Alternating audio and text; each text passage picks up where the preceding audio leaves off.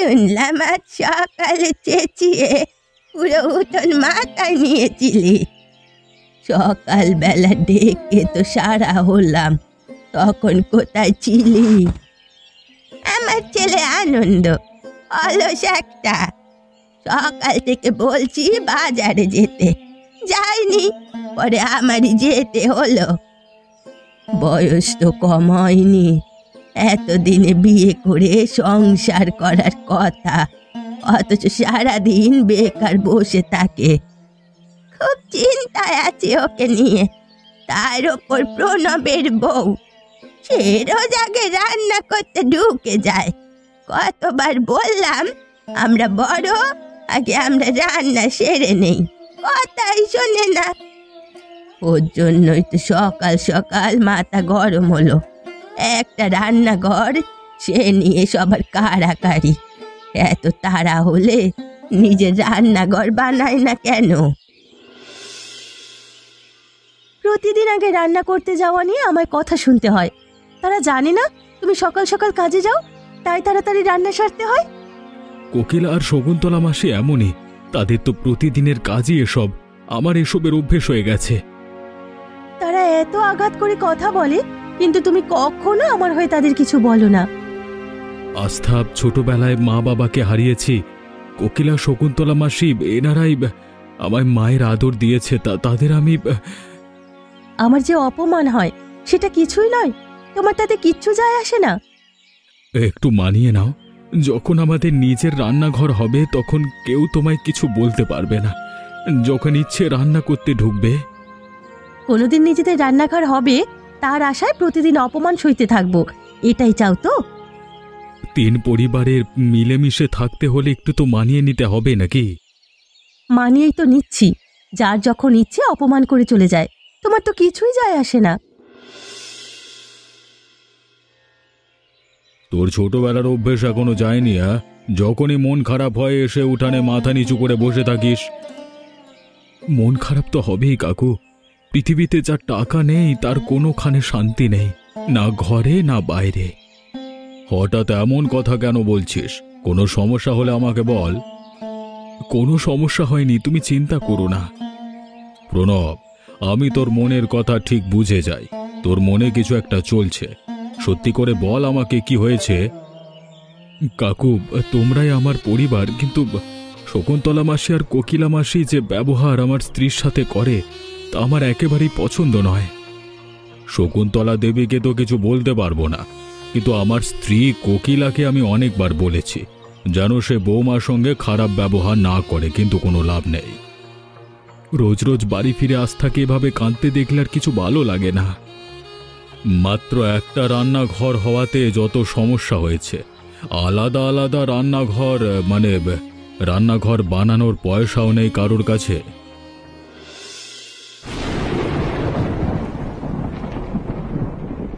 তোমার উপরওয়ালা কি দিয়ে বানিয়েছে বলো তো? প্রতিদিন এত কথা শোনো, তারপরে তোমার শিক্ষা হয় না? আপনি এতক্ষণ আসেননি মাসিমা, এখন আমি রান্না করতে এসেছি, আর এখন আপনি এসে আমায় ধমকাচ্ছেন। কি বলতে চাইছো তুমি? আমি তোমার দিকে নজর রাখি? ইচ্ছে করে চেঁচামেচি করার বাহানা খুঁজে বেড়াই তোমার কাছে? হ্যাঁ, আমি তেমন কিছু বলিনি। তাছাড়া আপনার বাড়িতে রান্নার তাড়া নেই, কিন্তু আমার তাড়া থাকে। আমার স্বামী সকাল সকাল কাজে যায়। ও, এখন তুমি তোমার স্বামীকে পরিশ্রমী আর আমার ছেলেকে অলস বলতে চাইছো? যদি তোমার ঘরেই রান্না জরুরি আর আমাদের গুলো অহেতুক। আপনি অহেতুক কথা বাড়িয়ে যাচ্ছেন মাসিমা, আমি এমন কিছুই বলিনি। তুমি কি বলেছো আর কি বলনি আমি ভালোভাবে বুঝতে পেরেছি। তো এতই যখন তারা তোমার স্বামীর, তাহলে তোমায় আলাদা রান্নাঘর বানিয়ে দেয় না কেন? দয়া করে আপনার আমার কথার মাঝে তাকে টেনে আনবেন না। প্রণবকে আমি বড় করলুম নিজের ছেলের মতো, তার ব্যাপারে এখন কথা বলাও নিষেধ। বাবা বাবা। খুশি তো? এবার তুমি খুশি তো? অবশেষে তুমি যা চাইতে তাই হলো, তোমার ইচ্ছে পূরণ হলো।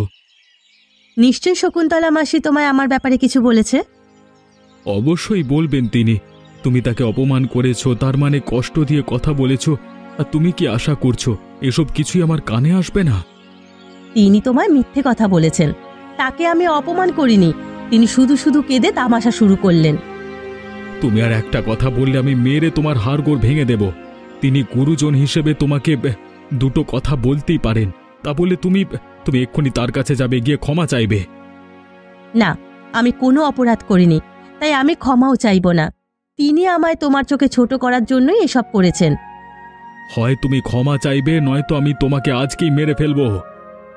বেশ, তুমি চাইলে আমায় মারতে পারো, কিন্তু শকুন্তলা মাসিমার মতো বদমাশ মহিলার কাছে আমি কিছুতেই ক্ষমা চাইব না। তোমার এত দুঃসাহস!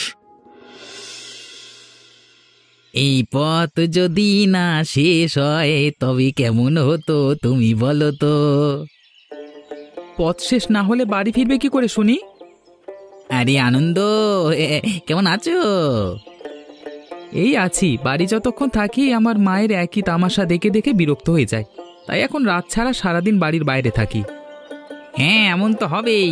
কাজকর্ম কিছু নেই, সারাদিন এই গ্রাম ও গ্রাম ঘুরে বেড়ানো। আমি চাই কোনো একটা কাজকর্ম করতে, কিন্তু আমার পরিশ্রম করতে একদম ভালো লাগে না। আরে সে কথা আর বলতে, পুরো গ্রাম তন্ন তন্ন করে খুঁজলেও তোমার মতো অলস আর অকর্মণ্য লোক খুঁজে পাওয়া যাবে না। অলস হওয়াটাও একটা বিশেষ গুণ, বুঝলে মুরালি? রাখো বাজে কথা তোমার। কখনো টাকা কামাই করবার কথা ভেবেছ? লাখ লাখ টাকা হবে, যা চাইবে তাই হাতের মুঠোয়। এর জন্য পরিশ্রম করতে হবে, টাকা তো আর আকাশ থেকে পড়বে না। ধর বোকার বংশধর, শুধু ঘুমানো আর ঘুরে বেড়ানো ছাড়া পৃথিবীতে আর কিছু জানো তুমি?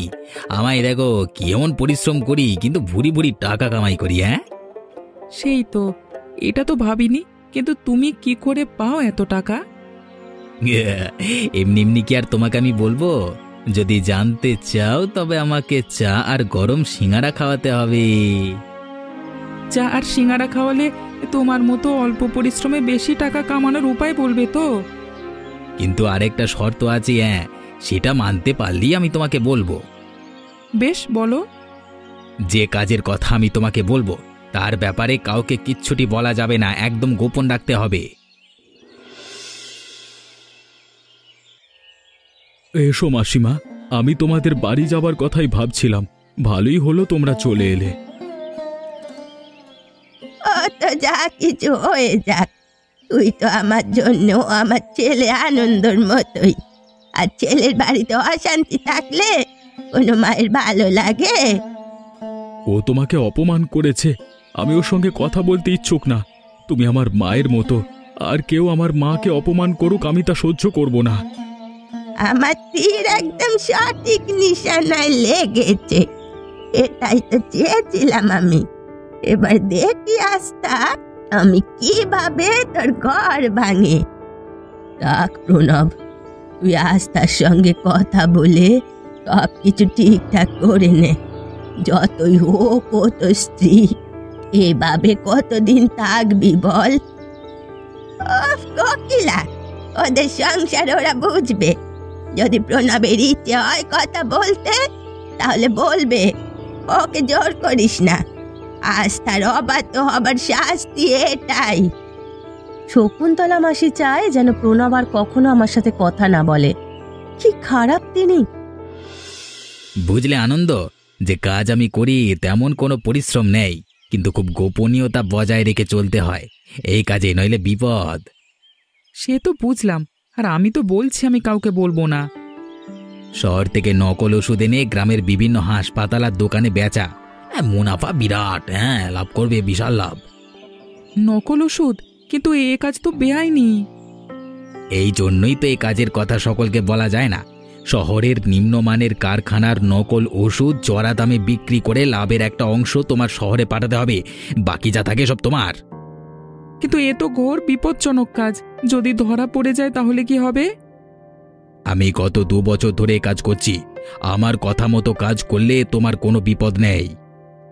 তোমার উপর আমার বিশ্বাস আছে, কিন্তু মা যদি জানতে চায় আমি কি কাজ করি তাকে কি বলবো? বলবে তুমি একটা কেরানির চাকরি পেয়েছো, খুব ভালো বেতন, দেখবে খুশিতে তোমার মা আত্মহারা হয়ে যাবে।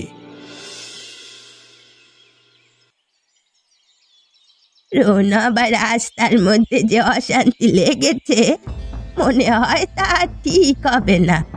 এবার তো মনে হচ্ছে সংসার ভাঙবে ওদের। প্রণব রেগে একটু গায়ে হাত তুলেছে বলে ভাবিস না ও আজ তাকে ছেড়ে দেবে।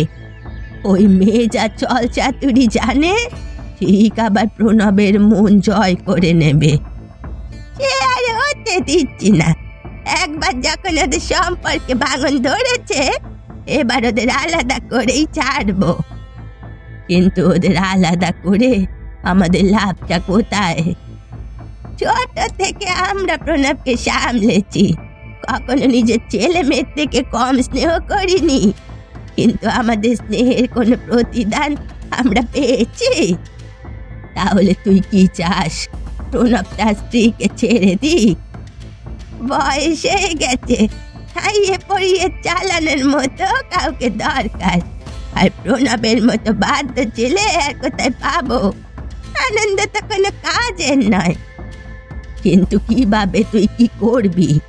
কিভাবে ওই আস্থাকে তারা বিয়ে বাড়ি থেকে? আগুন তো এমনিতেই জ্বলছে, আর একটু তেল ঢালতে হবে। কি হলো কোকিলা মাসি, হঠাৎ আমাকে এ সময় ডাকলে? কোনো দরকার নাকি? তোরা রাস্তার মধ্যে সব ঠিক চলছে? তোরা কথা বলেছিস একে অপরের সঙ্গে? না মাসি, আজকে 1 সপ্তাহ হয়ে গেল, এখনো আমরা দুজন একে অপরের সাথে কথা বলছি না। যখন থেকে আস্থার গায়ে হাত তুলেছি, ও কেমন বোবা হয়ে গেছে। আমি ভাবছি ওর কাছে ক্ষমা চাইব। কি অলক্ষণে কথা! তুই পুরুষ হয়ে ওর কাছে ক্ষমা চাইবি? ওর সামনে মাথা নত করবি? তাহলে কি করব কাকিমা? তুমি আমাকে কোনো একটা পরামর্শ দাও। তুই ওকে একটা কঠিন শিক্ষা দে, যেন ও নিজে তোর কাছে এসে নত হয়। কিন্তু আমি ওকে কি শাস্তি দেব? ওকে কিছুদিনের জন্যে বাড়ি থেকে বের করে জঙ্গলে গিয়ে ফেলে রাখ। দেখবি এমন শিক্ষা পাবে, দৌড়ে এসে তোর পায়ে ধরবে। এটা তো খুবই বিপজ্জনক। ওর যদি কিছু... ওকে শিক্ষা দেওয়ার এটাই উপায়। যদি নিজের ভুল বুঝতে পারে, ছুটে চলে আসবে, আর নয়তো মরবে ওই জঙ্গলে।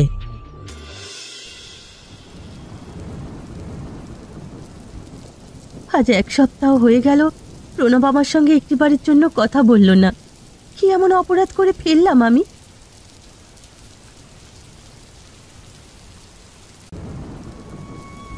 কি করছো? এত জোরে আমার হাত চেপে ধরেছো কেন? ছাড়ো, ছাড়ো, আমার লাগছে। 1 সপ্তাহ ধরে দেখছি তুমি আমার সঙ্গে কথা বলো না, চুপচাপ বসে থাকো। কি চাও তুমি? আমি এসে মাথা নত করে তোমার কাছে ক্ষমা চাই? আমি এসব কিচ্ছু চাইনি। তোমার আমার কাছে ক্ষমা চাইতে হবে না। ছেড়ে দাও আমাকে। তুমি ক্ষমা চাইতে বললেও আমি ক্ষমা চাইব না, বুঝলে? যার মধ্যে আমার জন্য কোনো সম্মান নেই, তার আমার বাড়িতে কোনো স্থান নেই। কি করছো? আমার বাড়িতে কিভাবে তাড়িয়ে দিচ্ছ? আমি কোথায় যাব এই ঝড় বৃষ্টির মধ্যে? যেখানে ইচ্ছে যাও। আর কোনো জায়গা না থাকলে জঙ্গলে বা কোনো বাজারে ঘুরে বেড়াও। আজকে থেকে আমার বাড়ির দরজা তোমার জন্য বন্ধ। আমার উপরে এমন অন্যায় করো না। এতটা কঠোর হইও না তুমি। তুমি তো এমন ছিলে না। হঠাৎ করে কি হয়েছে তোমার? আগে বোকা ছিলাম, এখন আমি বুঝতে পেরেছি তুমি কতটা অবাধ্য আর অসভ্য। তোমার মধ্যে কারোর জন্য কোনো সম্মান নেই। বেরিয়ে যাও বাড়ির থেকে। বেশ, আমি চলে যাচ্ছি। আর কখনো তোমার বাড়ির আশেপাশেও আমায় দেখবে না।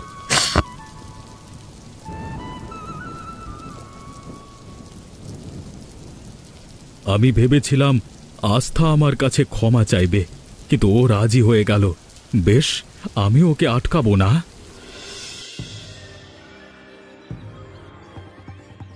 কি কেমন চলছে তোমাদের কাজ? খুব জমজমাট চলছে। আজকে 5,000 টাকার ওষুধ এনেছি, এই সব 20,000 টাকায় বেচবো। বাহ, খুব ভালো। কতদিন ধরে চলছে এই চোরা কারবার তোমাদের? আনন্দ এই কাজে নতুন, আমি তো পুরনো। কি দারোগাবাবু আপনি? আমি তো খেয়ালই করিনি আপনি বিকে। খুব ভালো হলো খেয়াল করনি। খেয়াল করলে গড়গড় করে সব সত্যি মুখ, মানে সত্য মুখ থেকে বের করতে না। দারোগাবাবু, আমার কোনো দোষ নেই। আমি বারবার এই মুরলিকে বলেছি এ কাজ বিপজ্জনক, সে শোনেনি। তাই নাকি? তুমি যদি এতটাই ভালো হতে তাহলে এমন জঘন্য কাজে মুরালির সঙ্গ দিতে না। অনেক দিন ধরে খুঁজছি তোমাদের, আজকে হাতে নাতে ধরলাম। তোমাদের কারণে কত মানুষ ভুল ওষুধে মারা গেছে জানো।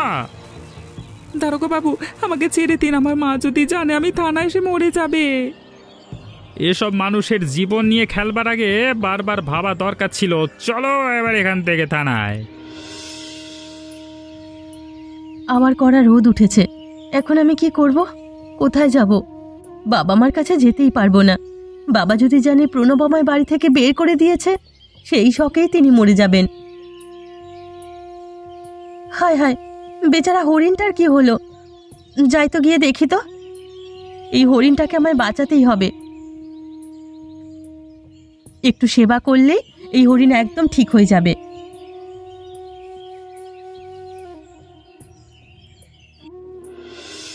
এই গহীন জঙ্গলে আস্থা ছাড়া আর কেউ এই কুঁড়ে ঘরে থাকবার কথা নয়।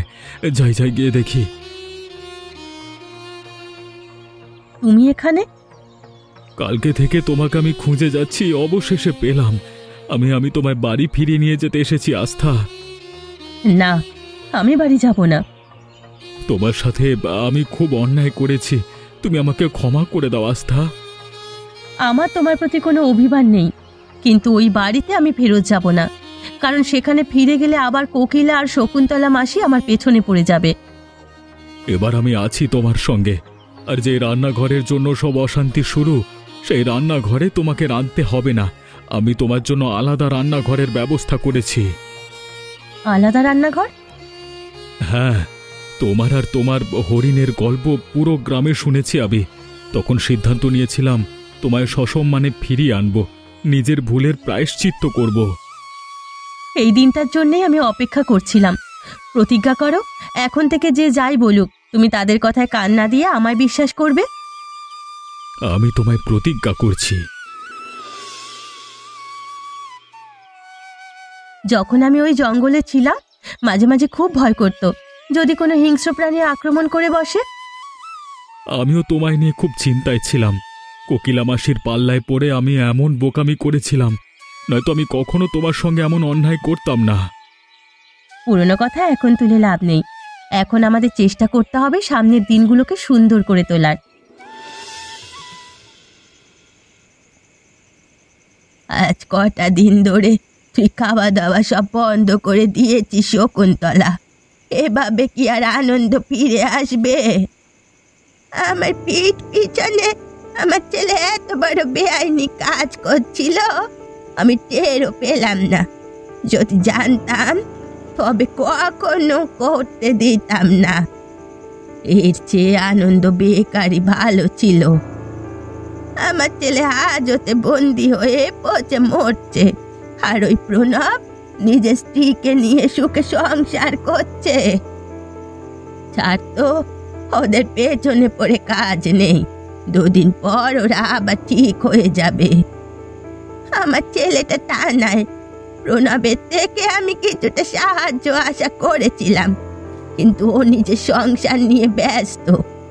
আলাদা রান্নাঘর, নিজেদের মতো রান্না করে খাওয়া, হাসি ঠাট্টা। যখন থেকে নতুন রান্নাঘর বানিয়েছে, প্রণবের স্ত্রী তো আমাদের দিকে ফিরেও তাকায় না।